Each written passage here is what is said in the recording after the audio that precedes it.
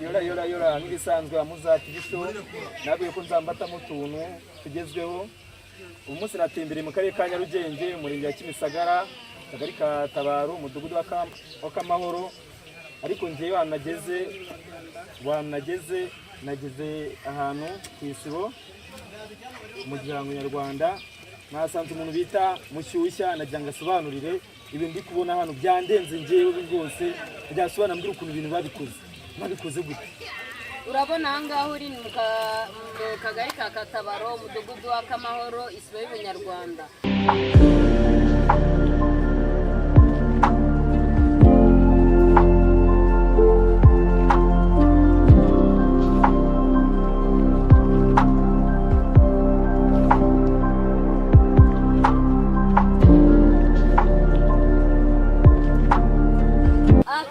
Agasozi kabungabunga ibidukikije, urabona twateye ibiti, twabikoreye buri kimwe cyose.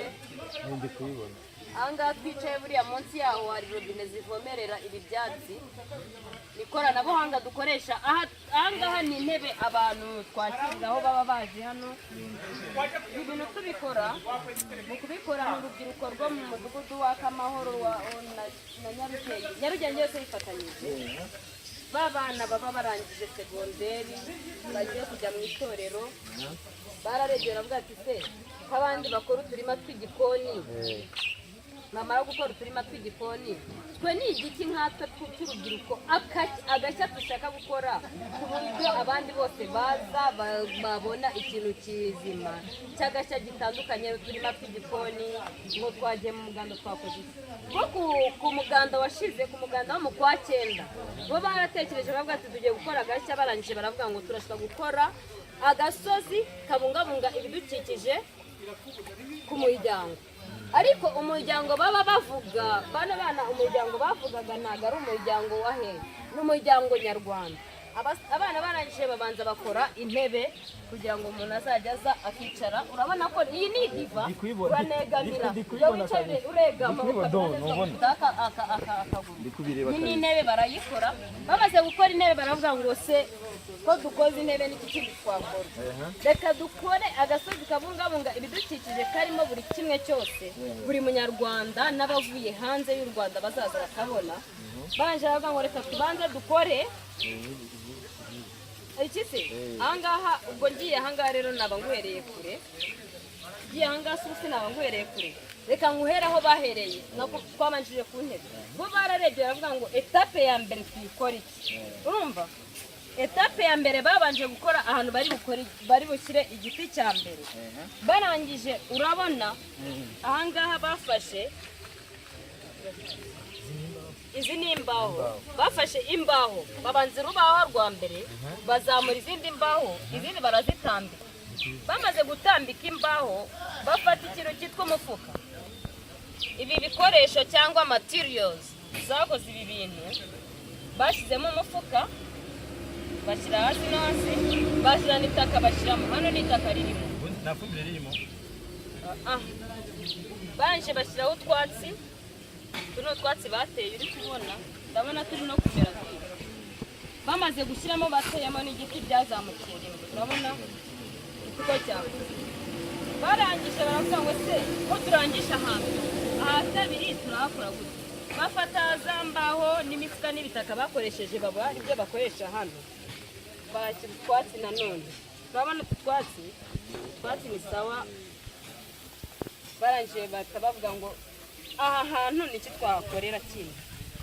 Atareka ahantu haraburaho agasozi kabungabunga iki.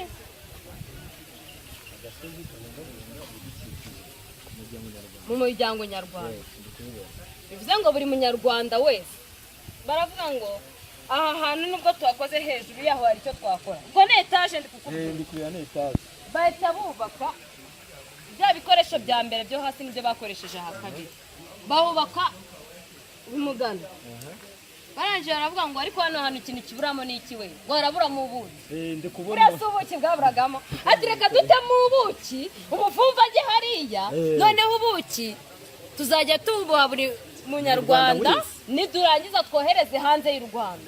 Ati ariko hari ikintu, noneho inyoni nazo zirebye ziravuga ati ahantu ko haryoshye niki twashyiramo. inyoni ziraza zihita zikubitamo icyari muri cya giti. nicyo ndi kukireba hariya kabisa. Ikintu kikwereka yuko ibintu iyo bikozwe n'abana, urubyiruko iyo rukoze ibintu ruragenda Imana ikaza igashyiramo umugisha. Iyo idashyiramo umugisha ntago icyarire cyari kuzamo inyoni zisure hariya, n'ubuki ntabwo bwazamo. birangije aho gateko nubwo twamaze gutereza agasozi k'ibidukikije hejuru, reka tumanure ku ruhande. Ndi kuyibona. Gerevariya ni gerevariya ni iki? barangije baravuga ngo reka duteremo ibiti, za nyoni zizamuka ahangaha. Bamanutse ati iki giti ati ahangaha nta kindi kintu twashyiraho, bashyiramo voka.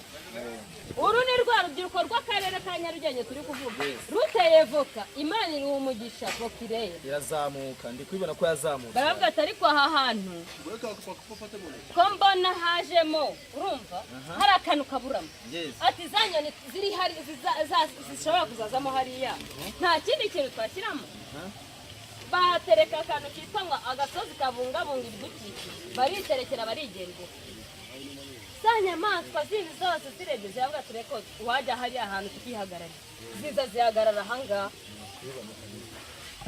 Birangije umuririmbyi ati nanjye nkaza ngahagarara inyuma y'ibi bintu, nkazajya ndirimbira bya bintu byose, ibidukikije bikagira gute, bikagenda neza.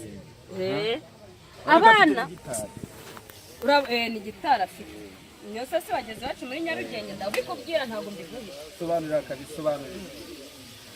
Baravuga ati ubu ngubu sese turangiye, abandi bavuye hariya Nyamirambo, atari ko nubwo dusoreje ahangaha hari ikintu kimwe ko mbona dukoze ibi ngibi nta kindi kintu twatera. Umwana aravuga ati ariko harabura igiti cy'amatunda. Amatunda yaraje ahangaha kagira inkuru. urumva cya giti cy'amatunda abana baraje baragitera inyuma ya wa muvungu. Cyaraneze se iby'urubyiruko rwagiyemo n'Imana nakubwiye yuko iruha umugisha. Amatunda yareze, amatunda amaze kwera aramanuka arongera agwa ahandi. Ntago yereye aho gusa, yaramanutse aza ku yindi nivo. Ahandi kuhabona nakubwiye ko ari etaje. Amatunda arera arakomeza aragenda, arangije amatunda yarakomeje ajya kuri nivo ya gatatu, yavuye kuri nivo yo hejuru ajya kuri nivo ya gatatu.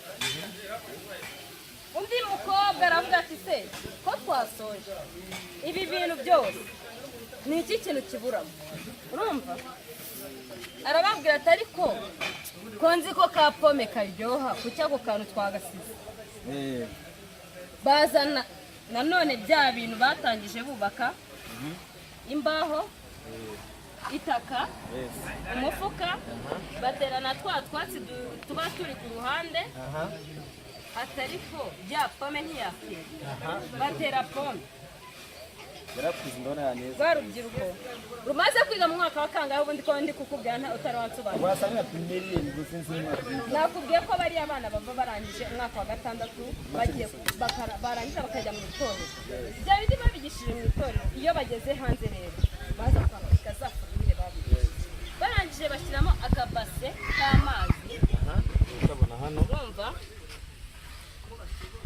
noneho utwa dusimba two muri rya shyamba rya hano muri Nyarugenge tukazajya tuza twinywera amazi. Ndi kubibona kabisa. Aravuga bati nta kindi kibura, kugira ngo abe uyu ni umugano. Wa mugano none icyare cya inkoko zajemo. Inkoko zijemo inyoni zirazirukana. Inyoni zirukanye inkoko zisubiramo icyare cyayo. Ndino kuyumvirimo ho narimo ndi kuyumva kabisa. Ndi kuyumva imo kabisa. Baravuga ngo harabura iki, warabura ngo urutare rwera. Baraza barutera hano ariho basoreje. N'aka karabo kaza urabona ko kariho inkeri. Hako ni inkeri zirimo. Mushaka na soroma buraki. Wasoroma bireze. Nahangaha urubyiruko rw'akarere ka Nyarugenge rwasoreje. Murakoze cyane. Mushyushya rwose ndagushimiye kuri kiganiro maye.